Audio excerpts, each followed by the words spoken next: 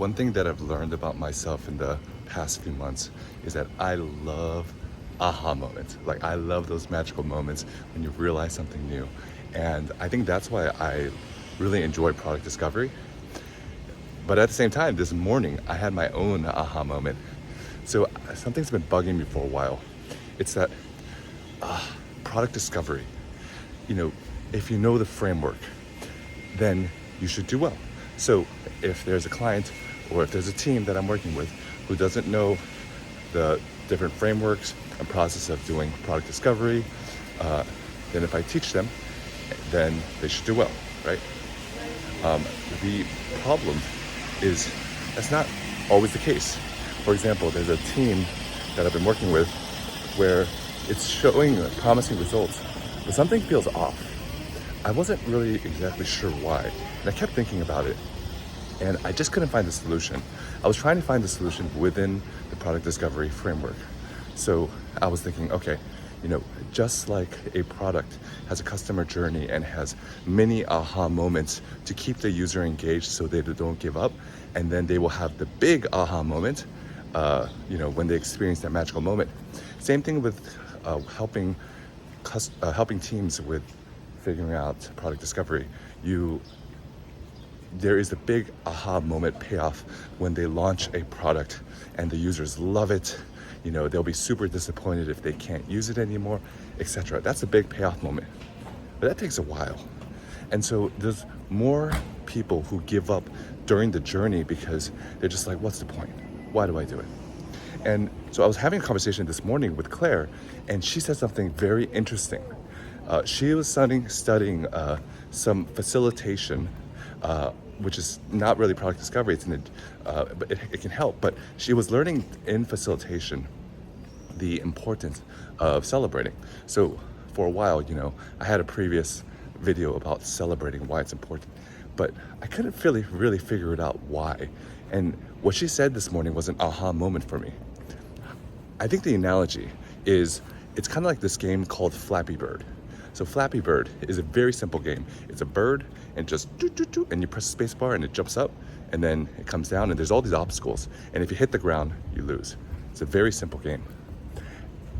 What I feel like is product discovery, just learning the framework, it's like playing a game of Flappy Bird. You're just going through up and down. There's all these obstacles. There are times when you have a great brainstorming session, and then there are times when you test an assumption and it doesn't go the way that you thought, so you go down. And so normally you just kind of go through. But if you don't celebrate, sometimes you'll have enough space and enough discipline and enough motivation to keep going and not give up until you hit that ultimate aha moment when you launch that product. But sometimes, if, let's say, you lack motivation or your team morale is down because you guys have been grinding and the result hasn't paid off the way that you wanted, then it may not be enough. You may give up before you get to that aha moment. And that's kind of what, she mentioned something interesting. She said she's been reading these books about how to make money. And a lot of these books, they talk a lot about like the mentality of having a really good mindset of saying, hey, be positive, you're gonna make money. Keep reminding yourself why you're gonna make money. And I'm like, why do they talk so much about that? Just talk about the strategy, talk about the framework. But the aha moment was because I think the reason newbies think more about strategy and what they need to do, and people who actually have money talk about mindset, is because my hypothesis is that most people give up before they get to their aha moment. They just give up. And so the people who actually made it had some type of motivation that kept pushing them even when they wanted to give up.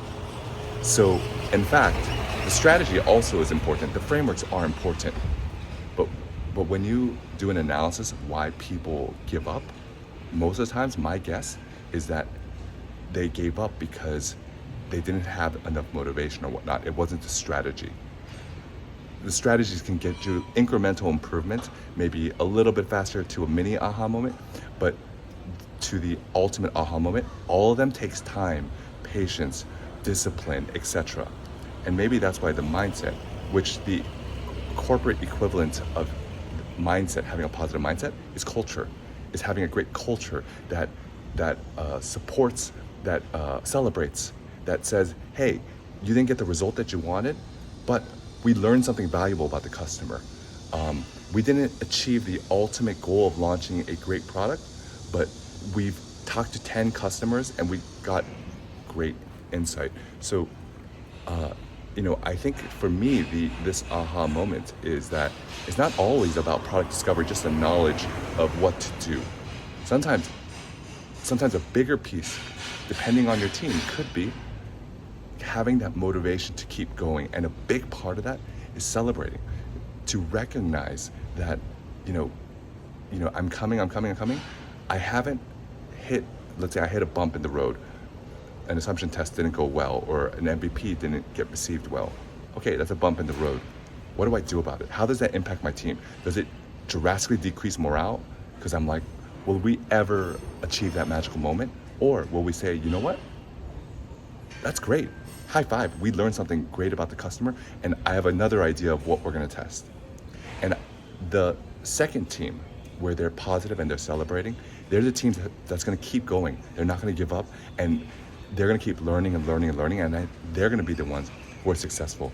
So I'd love to hear from you how product discovery, what the hardest part about product discovery has been for you, and what role celebration has played in your life, in your work, in helping you keep going, or the lack of celebration has been holding you back. All right, thanks. Have a great day.